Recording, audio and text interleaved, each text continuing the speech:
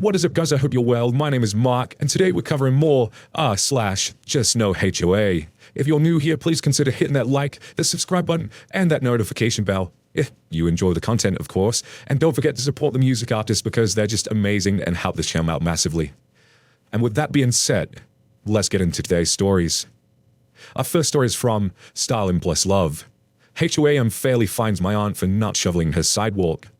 Since it's winter in the northern hemisphere, and we're getting our fair share of snow, I have a story from my aunt. My aunt lives in the gated community in the PNW. She's at a higher altitude, so she gets a bit of snow.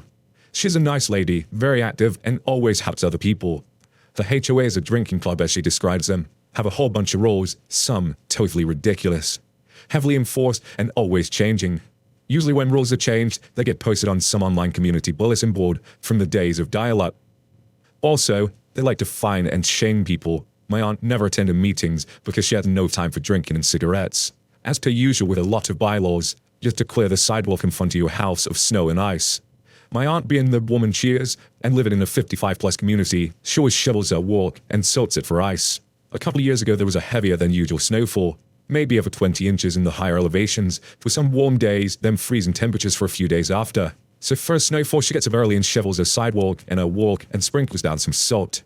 It snows a few inches more, so in the later afternoon she shovels the walk again and decides to salt again. She literally said she tossed a few handfuls of salt, and the neighbor across the street comes running out demanding she stop salting, and it's a violation of HOA rule, whatever crap.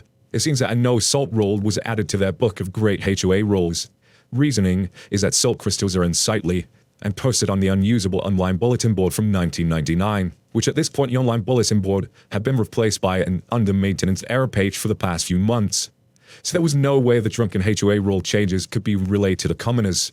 Well, my aunt apologizes, gets a warning for the first time she salted, and a second for the handful of salt she applied in the second salting, and then another warning for not properly clearing the sidewalk. Well, my aunt left maybe a strip of about 2 to 3 inches to about 2 feet on the edge of her sidewalk, which wasn't properly cleared of snow. Not a big deal, she made an excellent effort, but the HOA neighbor didn't think so. Next violation would be a fine. Also, she had to clean up all the rock salt with a broom. My aunt ended up getting the new HOA rules in writing from the HOA neighbor, which she read over, and realized they only stated salt in the sidewalk snow shoveling rule, but nothing that blew salt-free ice melt. Also, it was stated that the sidewalk should stay free of ice at all times. Also, she read a bit deeper to learn that street and sidewalk clearing is covered by the HOA twice a year, or as needed, instead of risking HOA wrath of fines and some public shaming, because now it's near impossible to prevent the sidewalk from freezing up. She decides she would challenge the Volcker-induced reason of the HOA and will use the blue non-salt ice melt to keep the sidewalk ice-free. The next day, after an overnight snowfall, she heads to the local hardware store to buy some blue non-salt ice melt. Strikes up a conversation with a shop owner about her issue, who recommends these blue ice melting pellets, have freezing a bag of clay kisselator in the house so she can stick it to them idiots. That afternoon, the temp rises just above freezing, never the heavy wet snowfall of a few inches, which hits the ground wet, melts, and refreezes when temperatures go below freezing at night time. So instead of risking having a skating rink for a sidewalk, she clears the wet snow, then dumps a bunch of these blue ice melting pellets and a whole bunch of kitty litter. Overnight it freezes. Next day, she has the most ice-free sidewalk in all of the neighborhood and is covered in ice melt pellets. But it rains that day. The use of kitty litter and blue ice melt pellets don't go unnoticed by HOA neighbor. That afternoon, she is fined by the HOA officer in charge of fines for breaking rule, #Rodka sectioned, stale cigarette smoke. She sees nothing wrong. The road is salted and sanded, looks like a mess, so her sidewalk doesn't look too bad, all blue and grey speckled, and ice-free. Then gets a notice to clean up the salt, which she ignores because it's not salt she is using to de-ice her sidewalk, but blue salt-free ice melt pellets and clay kitty litter. Then that day it rained, then froze, and continued to rain, then snow, causing everything to be covered in ice and snow the next morning. It was a disaster. My aunt cleared the snow from her sidewalk and applied more blue pellets and kitty litter, which wasn't a task because luckily she had already applied so much that there was no ice on her sidewalk or snow. Everyone else in the neighborhood had to chip the underlayer of ice after they risked a horrific fall while clearing up the top layer of snow. She then was fined again. One neighbor had to actually walk in the messy street in some parts because sidewalks in some spots were unwalkable. Warnings and fines were given to other unsuspecting neighbors who couldn't attend the HOA booze meetings that had mistakenly used salt or had not chipped and cleared all the sidewalk ice in an acceptable amount of time. The next few days were blue skies and below freezing with ice everywhere. Sidewalks had been chipped, but iced up over time with a thin layer of slick ice called black ice. People were falling, and my aunt had a couple of rogue neighbors using all types of non-salt ice melt. One guy made a solution of brine and molasses, which he sprayed on and got great results.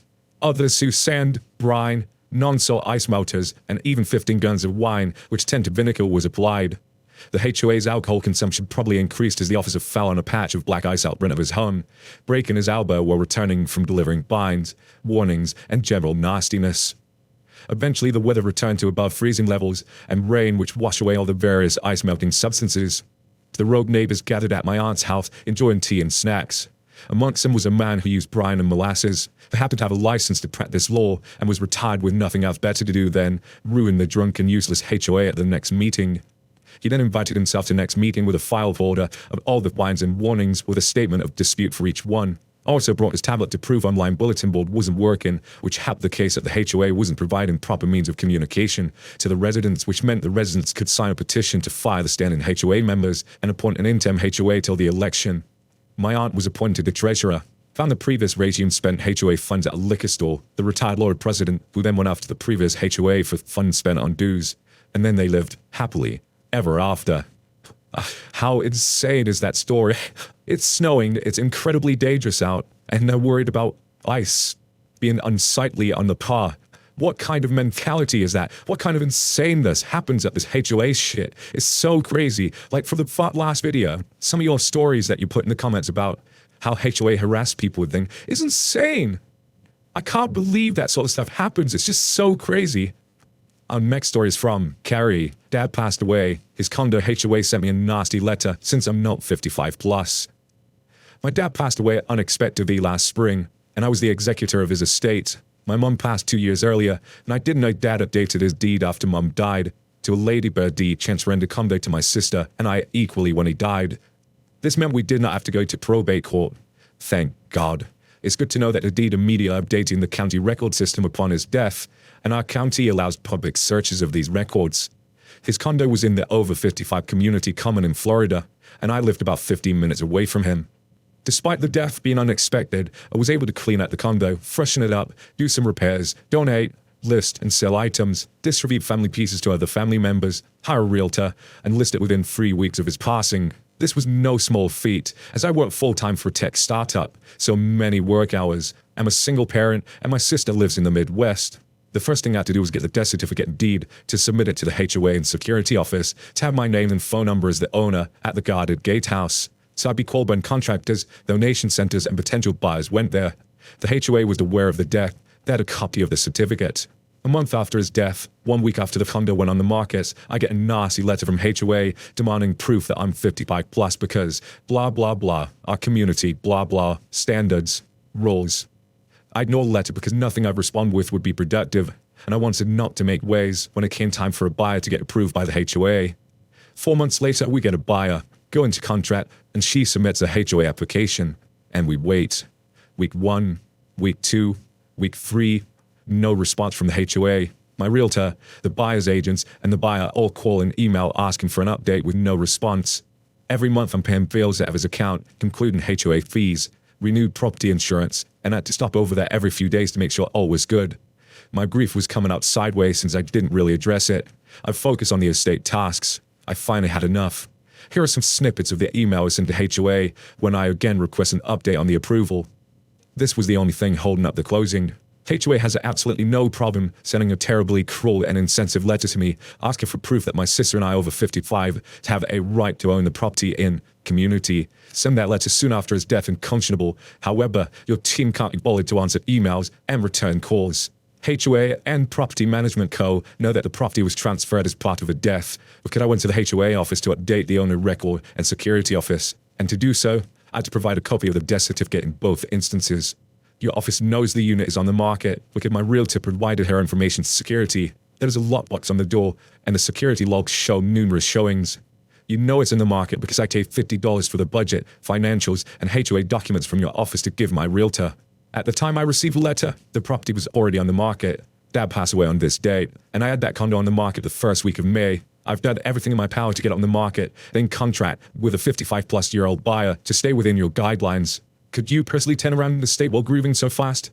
I did, and I'm trying to finalize this last piece of the estate so my family can start closing this open wound. Whoever is monitoring D-transfers need to do the morally right thing and double-check that you're not sending nasty grams to relatives of the deceased so soon, and cross-check if that relative is doing their level best to sell the property. A simple realtor or Zillow search will show it's on the market, or maybe just talk to the people within your office. This is a senior community, and I could not be the first or only executor of an estate that was passed to someone under 55. This can't be new for this area. Or maybe I'm resting as both my parents are gone before I even turned 44. Please note that my parents didn't have a mortgage. This sale is all profit for the estate. I put the condo on the market at a lot lower price, which would guarantee a quicker sale.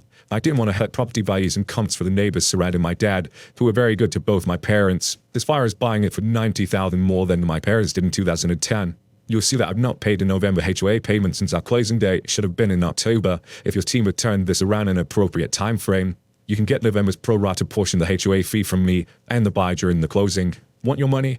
Do your job and send the approval letter, and I will be able to complete my job by ensuring someone who is 55 plus owns the property. This fucker sent the letter by email within an hour of my email. No message in the body of the email, just the approval letter attached. The day of the closing, I did give the daytime security guard a thank you card with a gift card for all the help and extra work created by having tons of businesses and buyers through the gate. Shetty saw me an hour after he died when I ran over there to get items for the funeral home. I'll always remember her kindness each time she'd see me. Well, at least there's one nice person, let's say. Jesus Christ. How can people be so heartless, like, when there's a death for the family? How can people not understand the grief they'll be going through? And then to treat them like that and ignore emails and still at the very end not turn around and apologize for being absolute bastards. What a bunch of bloody Burks. This next one is from LNRI. Is mandatory church attendance even legal?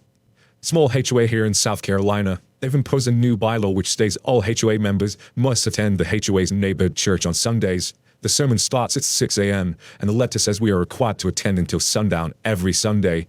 We were required to donate 10% of income to this new church that was built in the community. The HOA president is super religious and is also the preacher. The letter is requiring women to keep their heads covered when in church. This is outrageous. What should I do? Oh my God, is that even legal? Is it legal? That can't be legal, especially if it's a new church that's just been built. You can't suddenly surely build a building and say, this is the church, now you have to get 10% of all your income and the 10 for the whole Sunday. What the fuck? That is insane. And our final story is from Motive Lobros, being considered an unauthorized boarder. Well over a decade ago, I was forced to move back in with my dad.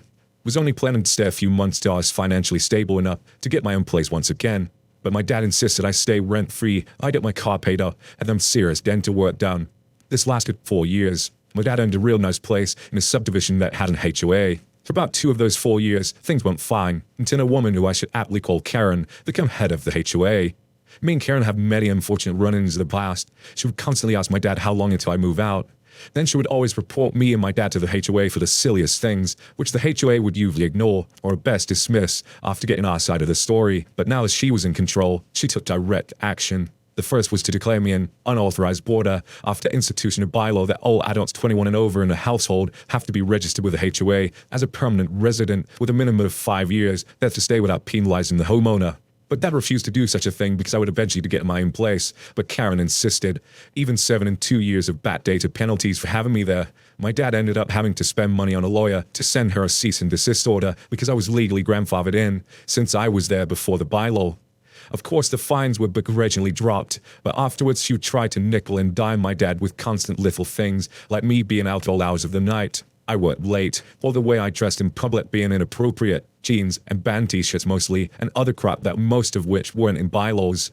She even took to using a selfie stick over the fence to see if there was anything in the backyard violating the rules. I since moved out there, and a year or so later, Karen was voted out of the HOA after pissing off the wrong people. Oh my God. Historians, they're just crazy. How can they make these laws? And try and backdate them and things. Like, your father's trying to look after you, and this woman is just trying to absolutely ruin that. How can that be possible? That's serious. Oh my God. Guys, I'd love to hear your opinions on any of those, because I can't get over how crazy this is. You know, I'm from the UK. We don't have, well, as far as I know, we don't have this kind of crap here, but after reading several of these stories, it just blows my mind how insane this whole thing is. And people making their own little laws up in these little communities. It's like little tribes. It's an absolute madness. Oh my God. If you do enjoy these stories, don't forget to comment, like, and subscribe because it really helps this channel out. And I know I say this all the time, but it really, really does. Thank you so much, guys, for being here, for your time out your day. It's always appreciated. Take care now. Much love.